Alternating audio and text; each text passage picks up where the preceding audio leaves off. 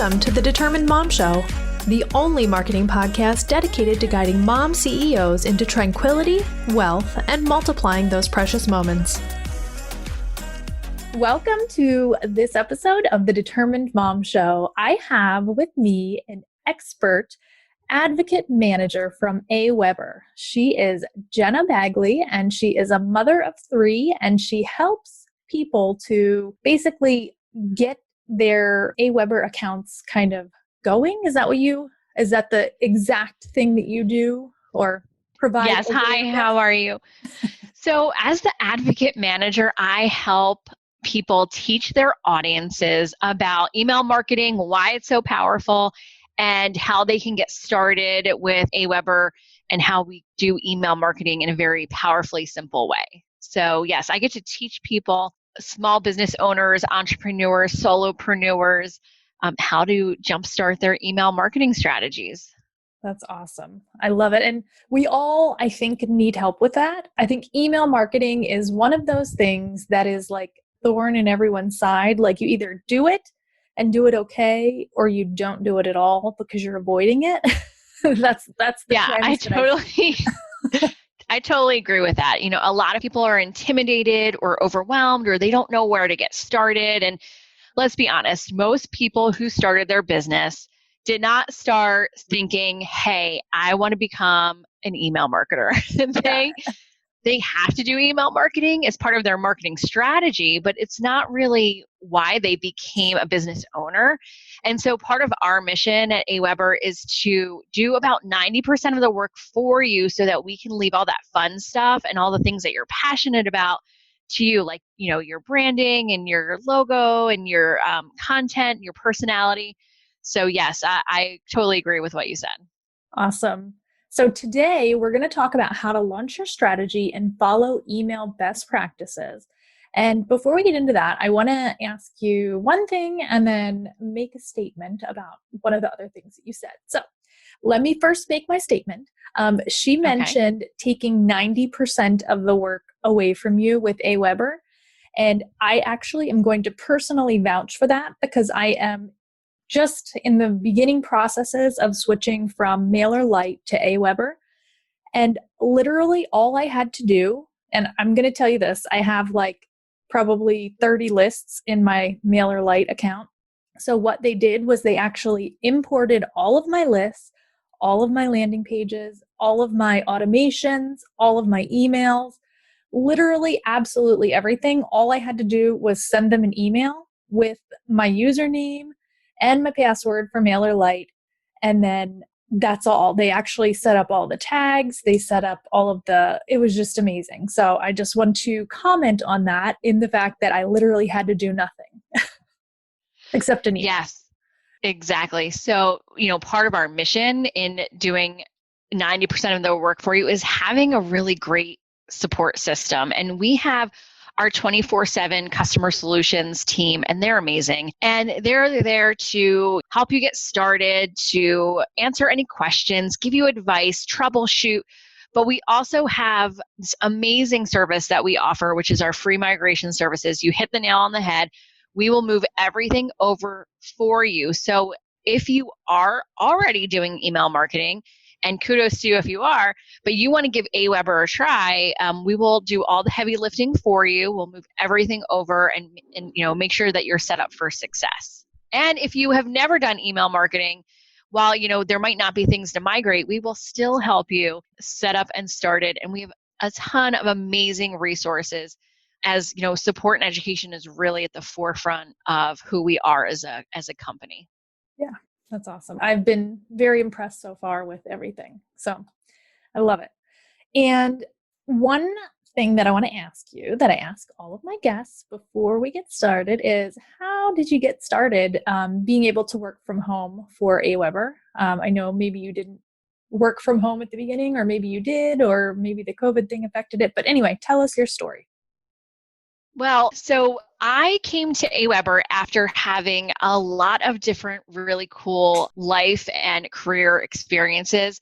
So I've worked in a lot of different kind of industries. I've done bridal, I've done real estate, recruiting, sales and marketing, I've done direct sales. I've owned my own business. So as I said, I've done and seen a lot of really cool things. And I kind of found my way to AWeber. And it's an incredible company. We're based here in Pennsylvania. And up until COVID happened, we worked out of our headquarters in Chalfont, PA, which is a suburb outside of Philadelphia. And we have about 100 employees. And for the last 3 months, we've all been working remotely just due to all the stay-at-home orders and whatnot. And about a month ago, they announced that we are going to be a 100% remote first team. And that's really exciting. So we are going through an adjustment from working in our office every day together to now being at home. And I'll tell you, we haven't missed a beat. It's really incredible. We are very collaborative. We do a lot of video meetings and we have a lot of great communication tools. So we are all successfully working from home and have been for the last 3 months, and that's where we're moving into the future. So I have my home office now, which is great, and no more commute, which saves some time. So it's been a really, really great positive experience. That's awesome. I think a lot of companies are going to be shifting into that permanent, virtual setting, because I think that they probably are seeing that people can be just as productive at home. And it also saves the company a lot of money as far as leases and rentals and those kind of things. And there's so much benefit for, the flexibility of everything, just being able to if your kid's crying or something, or, anything, your kid needs help with their homework, you can actually go and do that and then come right back and get right back to work, So. Yeah, and I've been really lucky. My kids have been great, and they know when mommy's working that they need to knock on the door, or they need to not even come to me. And my kids are a little bit older. So I have a 14-year-old, a 9-year-old, and a 6-year-old. So they understand mommy has to work. Here are the hours that she's going to be working. Here are the hours that are time set aside for them. And, my husband is a gem, and he's really been great.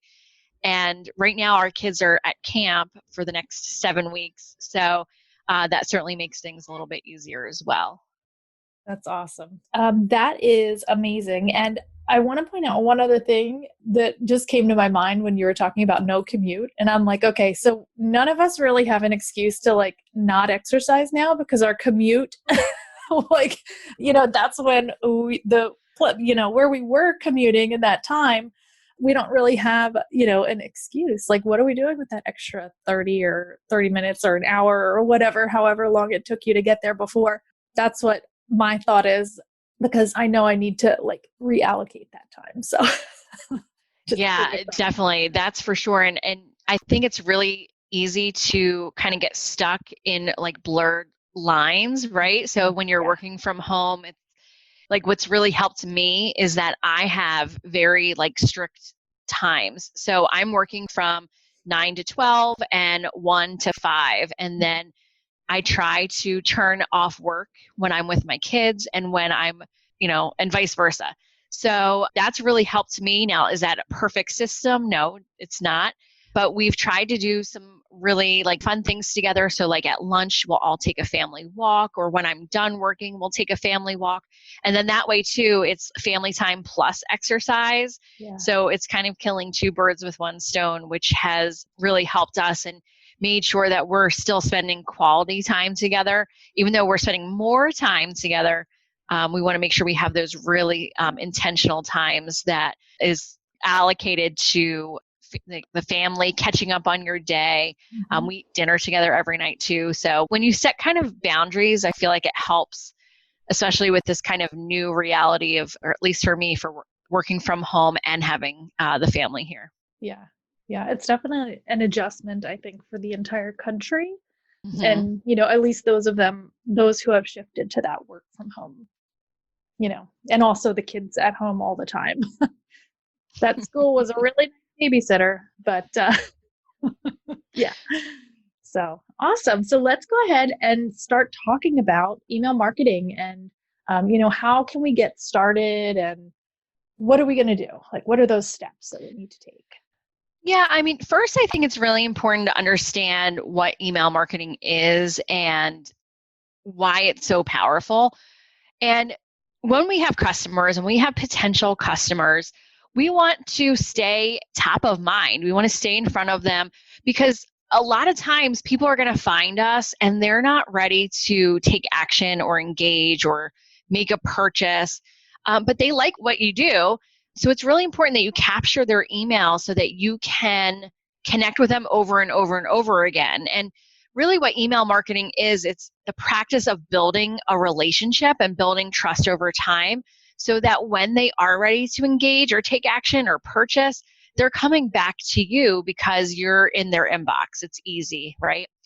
And the thing about email marketing is that you're writing a very specific, highly personalized email to one person, but you're sending it at scale.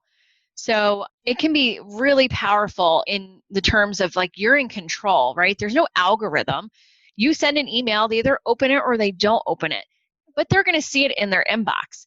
When you're posting on social media, that platform's deciding who's going to see it. So, having another marketing platform is never a bad idea. And really, email should work in a synergy with all the other marketing things that you're doing. And it should all be one big comprehensive strategy. So that's why you should use email, because it's going to be far more likely for someone to see a message in their inbox than potentially on a social media platform. And when you're getting started in email, there's really 3 things that I suggest you start with, and then make sure that those are dialed in, and then you can kind of move into more sophisticated ways of using email. So there's really 3 things you need to do, and one would be to first create that sign-up form or a landing page, have it on your website. Whether you're doing e-commerce, you have a podcast of your own or a blog, or even on your social media, make sure there's a way that you can capture emails to start building that audience and building that list. And if you are an entrepreneur that doesn't have a web presence, maybe you don't have a website, you can build a landing page, and that's free to do inside of AWeber. And what that is instead of like a big, robust website where people can navigate from different pages to different pages, it's just one page. It has a very clear message, usually just one call to action. You want them to do something on this page, take some sort of action, whether it's join your sign-up form, maybe it's a button taking them back to your social or back to wherever you want to drive them. And without an audience, you can't send email. So step 1 is really to make sure you have that sign-up form. And if you do have a website, maybe you're using a WordPress, we have an amazing, robust AWeber for WordPress plugin. So you can easily integrate into your website and collect subscribers, collect people who have visited your site that they like what they see, and then that gives them a chance to connect with you. So that's the first and foremost thing that you want to do. That's awesome. I am a huge fan of landing pages, especially, within your email, because it's a really easy way if you wanted to have like a quick challenge or something to kind of get people onto that list and get them participating. And I love landing pages. I'm a landing page junkie, maybe. I don't know. Yeah. And you kind of said something. Exactly. You said something really interesting too. And that's, if you want to have a sign-up form or a landing page that converts, having a lead magnet or a freebie or something of value that you're offering in exchange for that email address. Because nowadays people are so protective of their email address that you want to really incentivize them to give up that protection. So whether it's exactly what you said, a challenge, maybe it's a guide or a checklist or a PDF, or maybe you're a blogger and you compiled your 10 most popular blog posts, or maybe you're more specifically a food blogger. You could compile your 5 most saved recipes. And that could be something that's really valuable to your target audience that they would happily give their email address to have. If it's going to make their life easier or give them something that's new that they're going to learn, then they're much more likely to give their email address. And I can think of, just being a mom, I give my email address away all the time, especially this time of year, like end of school with the school printables. If you want a free printable download of like last day of 3rd grade, like I'll give you my email address. Yeah. So think about your customer, who you're trying to attract, and make sure whatever that lead magnet is, that it answers a problem that they might have or relates directly to an interest that they would have. Yeah, that's awesome. Can I ask you, well, I'll ask you at the end. I want to ask you a question about deliverability, but let's go ahead and go through your tips. Okay. Well, second thing that you want to do. So, all right, you have a sign up form. Now what? Well, first thing after that you want to do is you want to make sure you have a welcome series. And what that is it's either one email or a group of emails that automatically, okay, automatically sends to your subscriber once they join your list. And this is going to save you a ton of time, right? And we're all moms, we're all busy. If you can save yourself time in any way, like, you go for it, right? So the welcome email will automatically send once they join their list. And what that does is it kind of sets the tone for all the future emails that they are going to receive. So first and foremost, you want to include your lead magnet, right? Because if you offered a freebie in exchange for their email, make sure you deliver that in that first email, because as I mentioned, email is all about relationship building. It's about trust. And if you break that trust from the beginning, it's really hard to come back from that. So make sure you deliver your incentive. Next, you want to tell them to whitelist you, which means it could be as simple as adding you as a contact. You want to set expectations. And this is really important. What kind of content are they going to get from you? And just to go back, you should add that to your sign up form. Let them know how often you're going to email them. What kind of content are they signing up for? Is it a mini course? Is it a checklist? Is it a PDF? What are they going to expect after that? And then make sure you're introducing yourself and explaining your mission and who you are and how you can help them. And make sure you're always tailoring it to them. You want to add some personality in there, but you always want to think about, well, how does this help, or how do I help this customer? And then be excited in your email. It's the first email they're going to get. So make sure that you convey, your excitement and encourage them to be excited to receive your future emails. So having that welcome email is going to save you time, as I mentioned, and then also set you up for long-term success, because the welcome email typically gets the highest open rates. It gets the biggest click-through rates because your subscribers are most engaged when they first join your list. So make sure you capitalize on that. Yeah, that's awesome. I don't think I have those included in mine. I'm not going to lie. I definitely have, obviously, the lead generation, whatever that freebie is. But I don't think I have the whitelisting and the expectations in there for sure. So, well, that's something you can add in there now. Yeah. You learned something today. I did. Thank you. You're welcome. And for those of you who are AWeber customers, or you want to become an AWeber customer, going back to doing, most of the work for you, we've created campaign templates. And what a campaign is, that's like your automation or your automated sequence. And we've already built the template for you. We've done a 3 email series, or 3 email in the series that's already done. And you just kind of plug and play your freebie, your content, your personality. All the copy about whitelisting is already there for you. It kind of gives you an outline of what to include. So you just fill in the blanks, and it's ready to go. So if you don't know what should be in your welcome series, or even your lead magnet series, or a blogger series, or a course series, we have all those templates ready to go for you, and you just personalize them and add your final touch to them. So it's super, super easy to send a welcome series inside of AWeber. That's awesome. I am excited about that, because then I can just use that. I am super exactly. excited. That's what it's there for. Yeah.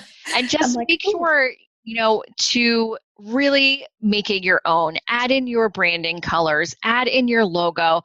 You want to make sure that someone that was on your website and that saw your sign up form, or maybe was on your social and somehow ended up on your email list, when they get that email, it should be recognizable. It should, have that branding, have that familiarity, so that it's not like, who's emailing me? It's like, oh, right, Amanda's emailing me. because it should all match and go together and have that brand recognition. Awesome. I love it. All Yeah. right. So And then go the ahead. last thing, really, in order to launch your strategy, is that you want to send a regular newsletter. So what that is, it's a consistent email that you're sending that offers value to your audience. And, anything can be included in a newsletter as long as, when you look at it, you say, does this help?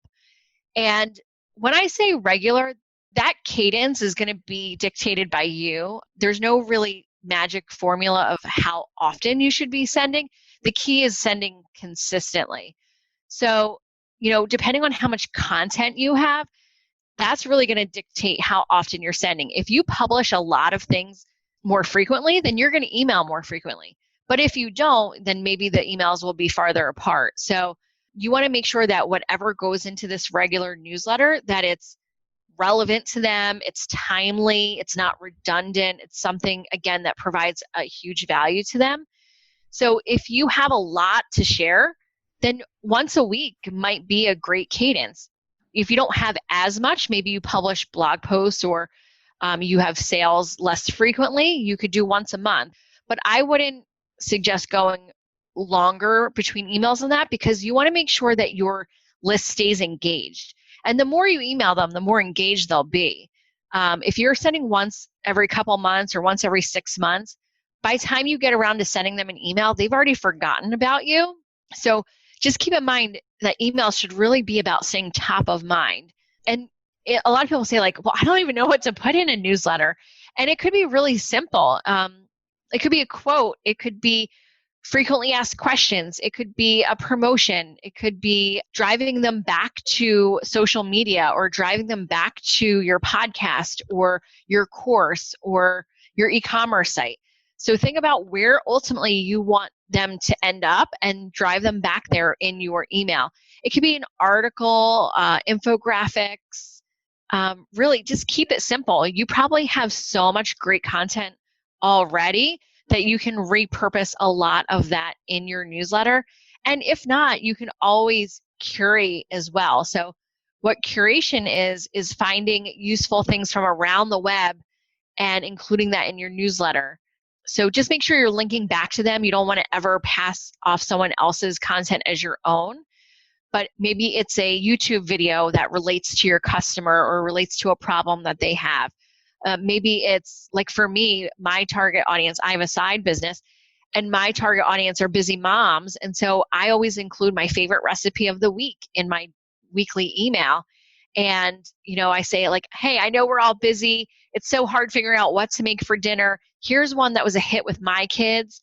Check this out. Let me know if you make this for your own family. And then I have a picture and I link right to it. But it could also be, hey, what are you watching on Netflix? What are your top 5 shows that you've watched over quarantine that you would recommend? Or a book, or how you're keeping your kids busy during stay at home or this summer. I mean, like, the possibilities are endless. So just keep it simple. You don't have to write 1,000-word blog posts to have a really great email newsletter. I think that's a great point. And all of those things sound like amazing ideas. I think you just gave everybody a ton of content ideas just in that 2 minutes. I love it.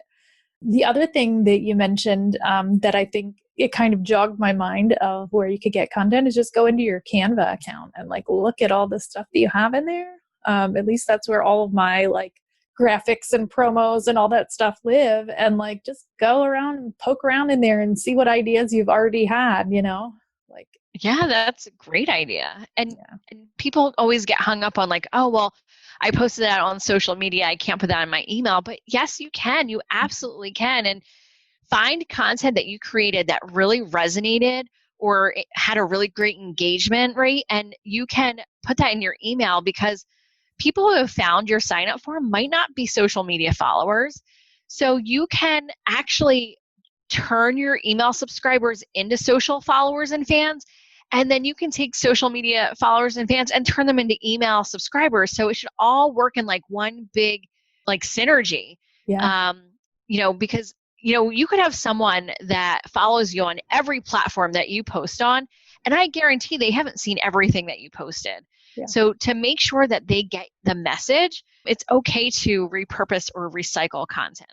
Yeah. I love that idea. And I love the idea of the synergy between them. Like it's almost like an ecosystem. What is it? The water cycle that my kids always talk about. Like the rain comes down and then it evaporates with the sun and, like it feeds the plants. And so like all of that can kind of work into, exactly what you're saying. I think that's It's exactly like that. That is yeah. such a great way to kind of tie that all together. You should not be putting all your eggs in one basket. Everything should work together in harmony. One leads to another, leads to another. It's one big like circle of life. And I love that analogy for sure. Awesome. So the next, if I may ask you a question. Absolutely. So I would like you to talk about deliverability because when I first talked to you on our podcast pre-call, this was the little like ding that I needed to switch from MailerLite to AWeber. This was like the thing that you mentioned that was like, oh, I think I need to switch. Like it just like triggered me. So go ahead and tell, like, kind of maybe re-explain what you explained to me. Yeah, sure. So we've been an industry leader in email marketing since 1998. And since then, it's really been our mission to make sure that emails hit the inbox and not the spam folder. And to that point, we have an entire team of engineers who their whole job is to make sure that our emails get delivered. So we have an entire department on email deliverability. We handle all of our email deliverability in-house, where a lot of our competitors outsource to third parties. And so, that really lets us have more control and to really take ownership and make sure that we're doing everything we can to make sure that those emails get received. And we have such a great reputation for being around as long as we have. And we have great relationships with the internet service providers. And, we've just done a lot to make sure that we are getting everyone's emails where they need to be. And we also, to that point, we want to make sure that everyone is using email marketing in a way that it's intended to. So part of that is we are a permission-based email platform. And what that means is that we send emails to people who want to hear from you. So people have to opt in to receive emails from you, which is via that sign up form or that landing page, or maybe they made a purchase from you. They signed up in person using one of our mobile apps. So making sure that we monitor and ensure that people who are using our platform are using it, as I said, as intended.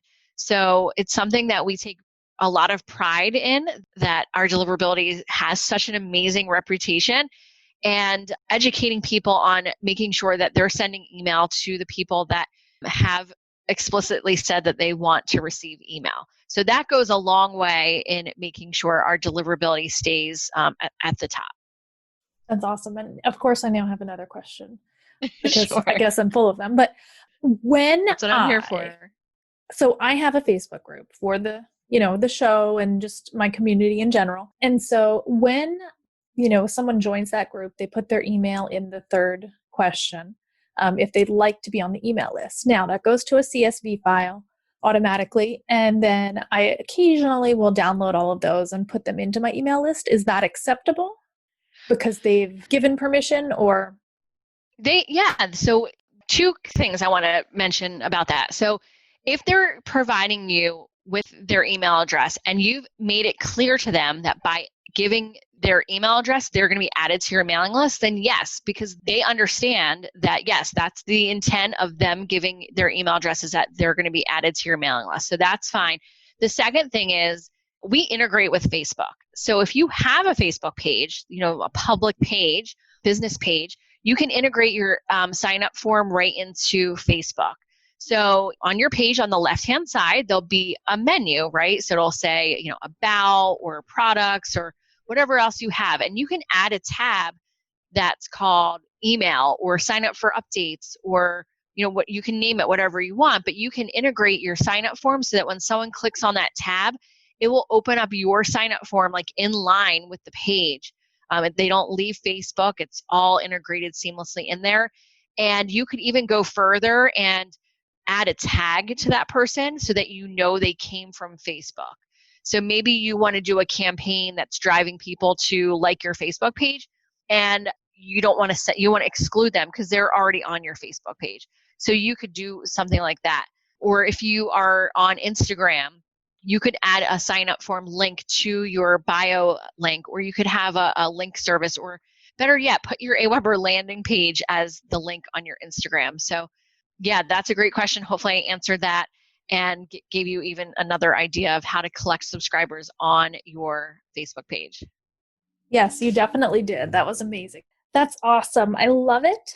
That's such good information from a compliance standpoint. And I think it's one of those gray areas that people are always like, is this okay or is it not okay? So, yeah, I get a lot of questions from people like, hey, I went to a convention or a conference or a trade show and I got hundreds of business cards. Can I add them into my email list? And really the answer to that would be, well, what was the intention of them giving you their business card? If their intention was, here's my business card, add me to your mailing list, then yes, that's okay. But if it was just like, hey, we're going to keep in touch personally, then they're not going to be expecting to be added to your mailing list. And then when they get that first message, it's going to feel icky. yeah. So just think about your customer. The list is not about how many people you can add. That's not the goal with email marketing. It's not how many people can I add into my list and send an email to. It's, did they express that they want to hear from me through this medium? It's like you wouldn't add 1 million people to your Facebook group. And if you did, you shouldn't, right? Yeah. It should be they're opting into it because you're going to have so much more success. And I'd rather have a small list of highly engaged subscribers than a huge list and no one's opening my emails. So just keep that in mind, that the end result is to connect with more people. It's not to grow your list to as many people as you can. Yeah. So hopefully that kind of helps with what's okay and what's not okay. Yeah, definitely. So the other question, or I guess it's more of a comment, but you can really kind of define and narrow down who those people are that you're attracting by your lead magnet, right? Like that's the best way to really, like, let's say I want to target only moms who are coaches that are struggling with time management, then I would go and create a time management for mompreneur coaches, right? Yeah, so tagging and segmenting is a really great email practice because when you send super relevant information to someone, they're much more likely to, first of all, open the email and then, do whatever call to action you have in your email. So, say you have a niche of customers, but then you have sub niches within there, you could tag them and then send them communications that are targeted specifically to them. So, think about an example where, yes, you could tag them based on the lead magnet. So maybe you have multiple landing pages. Each landing page has a different freebie or guide or something. You can send them on one path, one campaign, and then you have another one that has a different guide and you can send them down that campaign. And another thing you could do in your welcome email is get to know them in your email. It should be a back and forth conversation. The goal is to engage back and forth. So you could even, so let's say you have a clothing company and that's your business. You could in your welcome email say, hey, I want to get to know you better. Which sounds more like you? And you could have a link that says, and it could take you to a landing page. You could say like everyday fashion that's effortless and chic.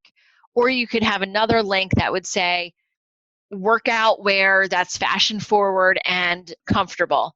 And so you're getting to learn more about who they are because all of us, we have different needs and different interests. And by figuring out what those interests are specific to that person, you can help tag them and then segment. So in that same example, if someone lives in workout and athleisure wear, I'm going to send them more targeted information on that.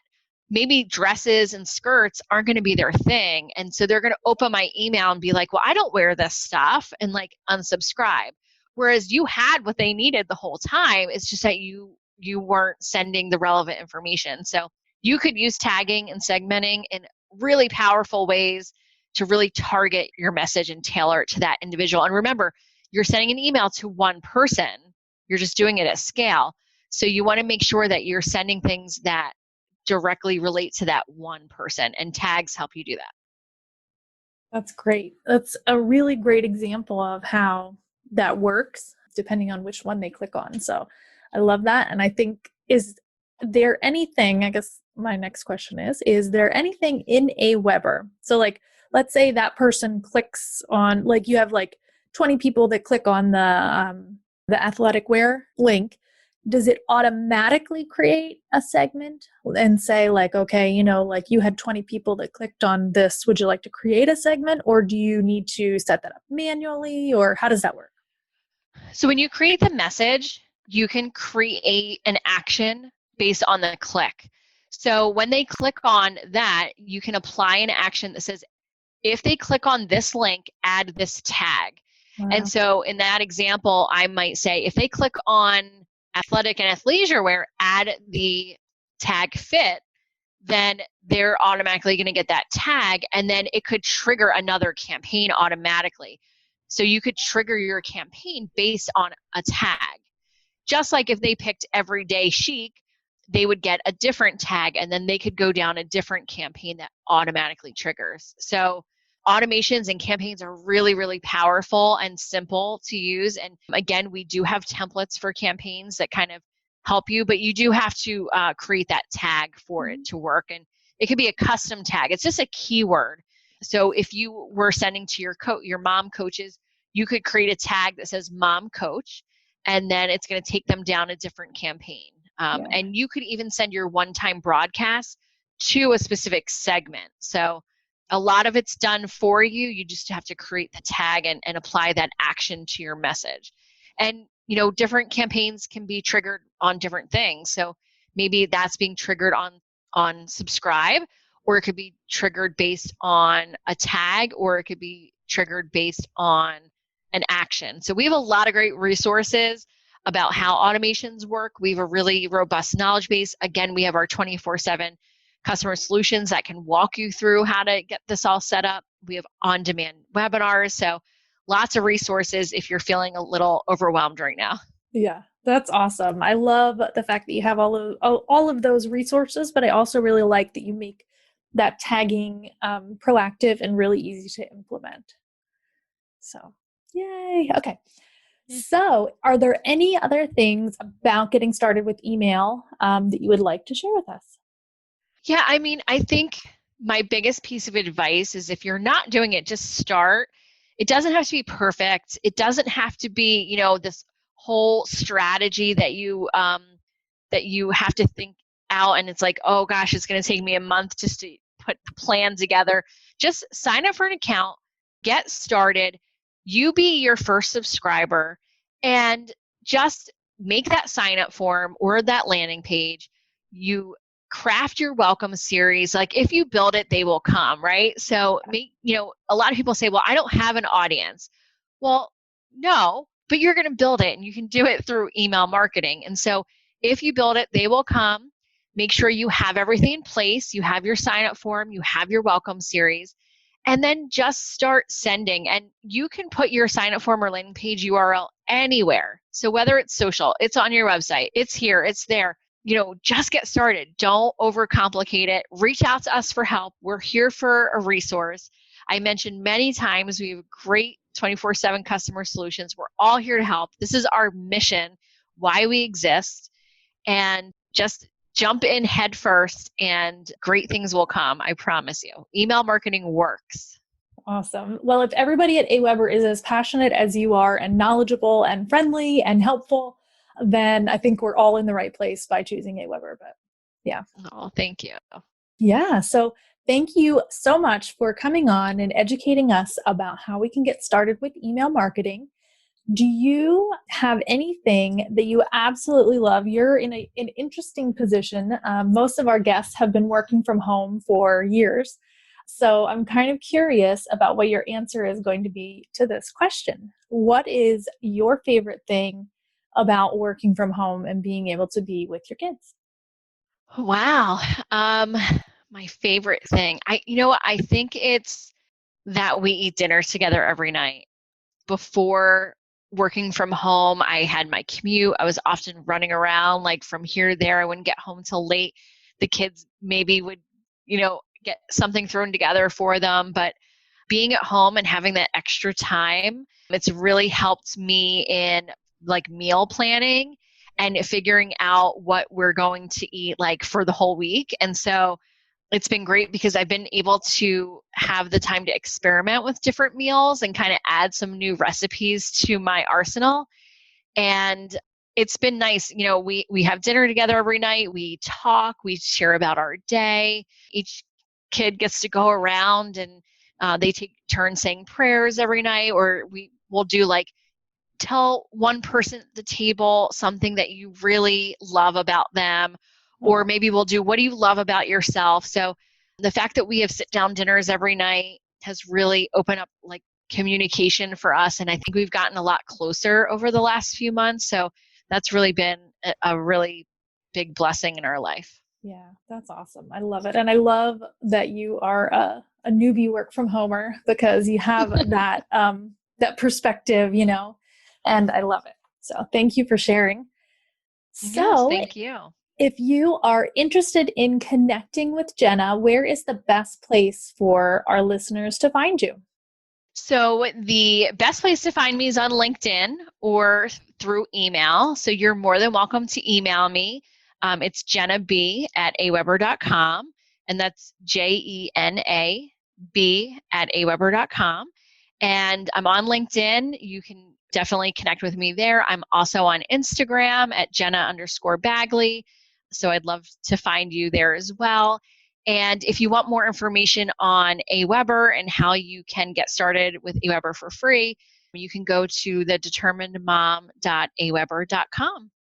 Perfect. Awesome. And I'll have all of those links in the show notes, but I just wanted to see where the best place to reach you is. So thank Yeah, you. and don't be shy. Definitely connect with me. I'm here to help. I love meeting new people. I love helping people. So please reach out and let me know that you found me here. Yeah, awesome. Well, thank you so much, Jena. And if you are an Online Marketing for Moms member, you can actually access a course that Jena put together for our members inside of the membership. So awesome. Thank you so much for being here. I appreciate it. And I love everything that you shared. Well, thanks for having me. It was really fun. This episode of the Determined Mom Show is brought to you by the Google My Business Master Course. This course will help you get into the top 3 search results on Google just by learning how to properly manage your Google My Business profile, including optimizing and exactly what you need to be posting every single week. The easiest way to increase your revenue in the Google era is to be in that top 3. You'll increase your website visits, your phone calls, and your requests for directions of customers who are actually searching for your business at the moment that they need to purchase. So this is such a valuable course, and you can access it by clicking the link in the show notes, or you can also access it inside of the Online Marketing for Moms membership.